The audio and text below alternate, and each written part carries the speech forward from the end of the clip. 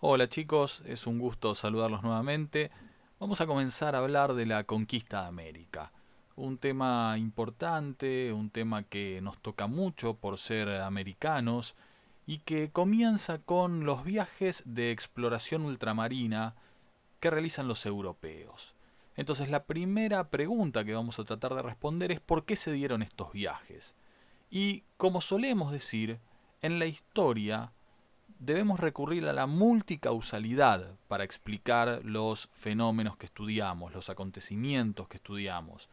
Es decir, un hecho histórico no se explica por una sola causa, sino que es esta sumatoria de causas, esta multicausalidad, la que nos va a ayudar a comprender por qué los europeos tomaron esta decisión de empezar los viajes de expansión ultramarina.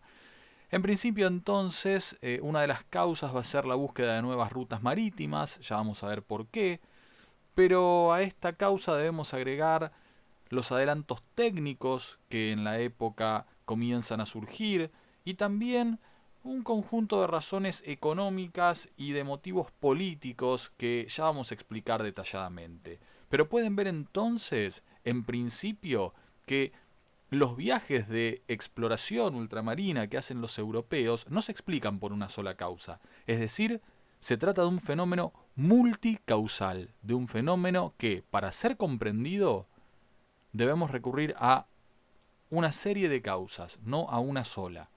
Comencemos entonces con la primera. ¿Por qué los europeos buscaron nuevas rutas marítimas? Bueno, tenemos que entender y recordar que en el año 1453 Constantinopla había sido conquistada por el Imperio Otomano.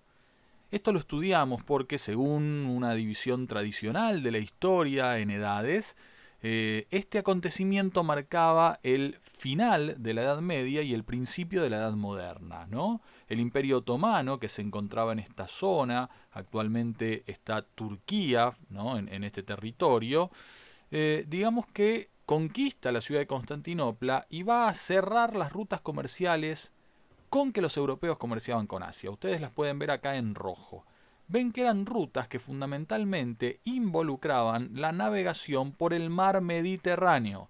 Este mar tan importante que desde hacía tantos siglos se usaba para comerciar, ¿no? Aquel mar al que los romanos llamaban el Mare Nostrum, el mar nuestro. Bueno, va a ser cerrado, va a ser clausurado, ¿no? por el Imperio Otomano y por lo tanto son clausuradas las rutas comerciales que los europeos utilizaban hasta ese momento para comerciar con Asia. Y era un comercio muy floreciente, que de pronto se detiene. Y entonces, claro, los comerciantes necesitan imperiosamente buscar nuevas alternativas de viaje, buscar nuevas formas de llegar a estos lugares donde antes llegaban, por donde ahora el Imperio Otomano te bloqueó la ruta comercial. Bien, fíjense entonces que a esta causa se le suma otra. Porque vos decís, bueno, podés tener la necesidad de encontrar nuevas rutas, pero si no tenés medios técnicos para desarrollar esos viajes de exploración, no los vas a poder hacer. Bueno, en efecto, en la época había un interesantísimo desarrollo de disciplinas como la matemática, como la física y como la astronomía. Y entonces el avance en estas disciplinas había permitido llegar ya a un consenso en torno a la noción de redondez de la Tierra, que acá decimos que se retoma porque en realidad ya había sido planteada por los antiguos griegos. Pero después la Iglesia había impuesto otra forma de concebir la Tierra, pero acá digamos que en esta época, fíjense que merced a estos avances en matemática, en física, en astronomía, ya la noción de la redondez de la Tierra es algo que está muy generalizadamente aceptado.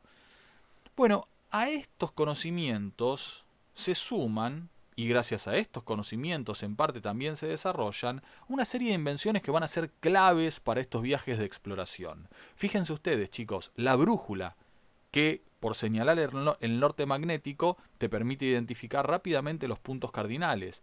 El astrolabio, acá pueden ver un elemento de navegación que servía para ubicarse en base a los astros. Los portulanos, mapas, cartas, ¿no?, indicaban la presencia de puertos, vital también para navegar. Y estas embarcaciones muy interesantes que ustedes pueden ver acá en imagen, que se llamaban carabelas, ¿no? Las famosas carabelas que uno desde chico estudia en la escuela primaria, con que Colón llegó a América, ¿no? Que después vamos a ver que técnicamente una no era una carabela, era un naos, bueno, pero más allá de eso, ¿no? La Santa María, la Pinta y la Niña, bueno, ¿por qué eran importantes estas carabelas? Porque te permitían recorrer distintos tipos de costas y te permitían maniobrar más rápido. Entonces vos podías estar durante más tiempo navegando sin tocar un puerto, gracias a estas embarcaciones.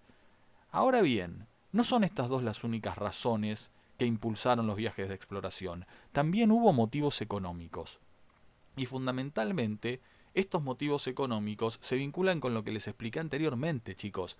La necesidad que tenían los comerciantes y los banqueros de reabrir ese comercio porque realmente le daba muchas ganancias. Muchos comerciantes vivían y habían hecho sus fortunas en base a ese comercio a gran escala que transportaba mercancías desde Asia hasta Europa. Y muchos banqueros también se veían involucrados en estas actividades. Entonces, para ellos era vital, reabrir este comercio. Y junto con eso, claro, los nobles y los reyes demandan los artículos de lujo que se traían de Asia y que se dejaron de importar justamente por esta situación del cierre de las rutas comerciales. Además, piensen que hay una razón económica muy poderosa. Nosotros estudiamos que en el siglo XV Europa vivió una recuperación económica. Entonces, al mejorar su economía, había medios, había capitales, había dinero para invertir en el desarrollo de medios técnicos, como los que vimos anteriormente, para poder hacer estos viajes. Bueno, junto con estas razones que son económicas, tenemos que considerar una serie de motivos políticos que impulsaron también estos viajes de exploración. Y claro, no se olviden que estamos en el contexto de la consolidación de las nuevas monarquías que llamamos modernas o centralizadas. Reinos europeos como España, como Portugal, buscaban aumentar sus territorios y obviamente así aumentar sus ingresos. Estamos en una época donde la doctrina económica imperante era el mercantilismo. ¿Y qué decía el mercantilismo? Bueno, le decía a los reyes que si querían ser ricos debían acumular metales preciosos, es decir, debían acumular oro y plata. Entonces los reyes dicen, aumentamos territorios, nos quedamos con el oro y la plata que hay en ellos y aumentamos la riqueza de nuestro reino. ¿Ven cómo hay también motivos políticos? Con eso iban a poder consolidarse en el poder.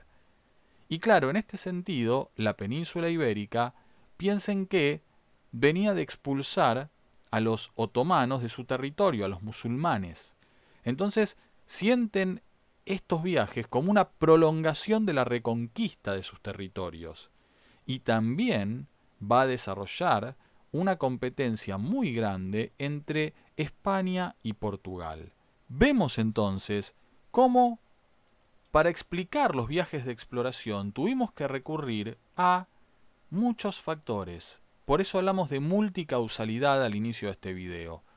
La necesidad de encontrar nuevas rutas marítimas, pero también los adelantos técnicos que permitieron hacerlo, también las razones económicas, esta necesidad de los comerciantes, de los banqueros, de los reyes de tener artículos de lujo, junto con estos motivos políticos que acabo de explicar.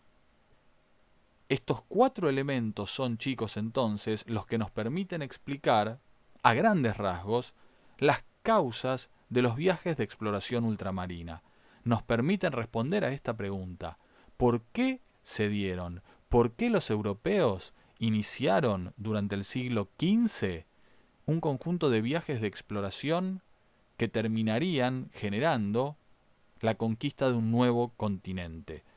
De un continente que para ellos era nuevo, pero que como veremos ya estaba habitado por un conjunto de pueblos, de civilizaciones sumamente interesantes. Bien, llegamos hasta acá en este primer video en el que explicamos las causas de los viajes de expansión ultramarina de los europeos.